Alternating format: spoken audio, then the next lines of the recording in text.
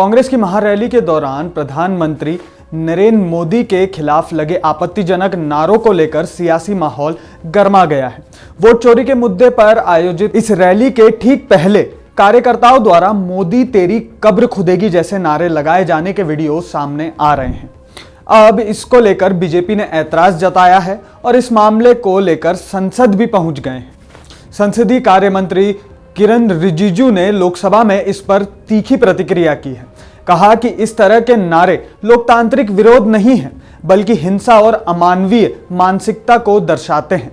उन्होंने सवाल उठाया कि आखिर ये कैसी सोच है जिसमें राजनीतिक विरोध के नाम पर किसी को जान से मारने की भी बात की जा रही है। जी हां, रिजिजू ने इन नारों को दुर्भाग्यपूर्ण बताया है और सोनिया गांधी और राहुल गांधी से संसद के पटल पर आकर देश से माफी मांगने की भी मांग की है। उन्होंने कहा कि सिर्फ औपचारिक निंदा से काम नहीं चलेगा, कांग्रेस को साफ तौर पर अपनी जिम्मेदारी स्वीकार करनी होगी और तभी यह माना जाएगा कि पार्टी ने अपनी गलती मानी है। वहीं कांग्रेस ने बीजेपी के आरोपों को सिरे से खारिज कर दिया है।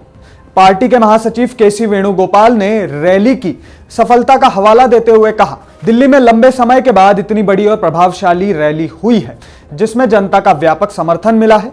पीएम मोदी के खिलाफ लगे नारों पर सफाई देते हुए उन्होंने कहा कि किसी भी विपक्षी नेता के खिलाफ अभद्र भाषा का इस्तेमाल करना कांग्रेस की परंपरा नहीं है। साथ ही उन्होंने पलटवार करते हुए हाल ही में संसद में गृह मंत्री अमित शाह की भाषा का भी जिक्र किया और कहा कि बीजेपी पहले अपने आचरण पर नजर डाले।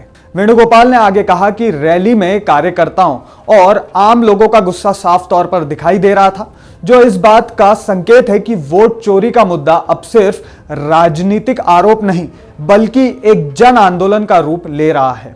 उन्होंने जोर देकर कहा कि जनता की इसी गुस्से और असंतोष की आवाज कांग्रेस उठा रही है।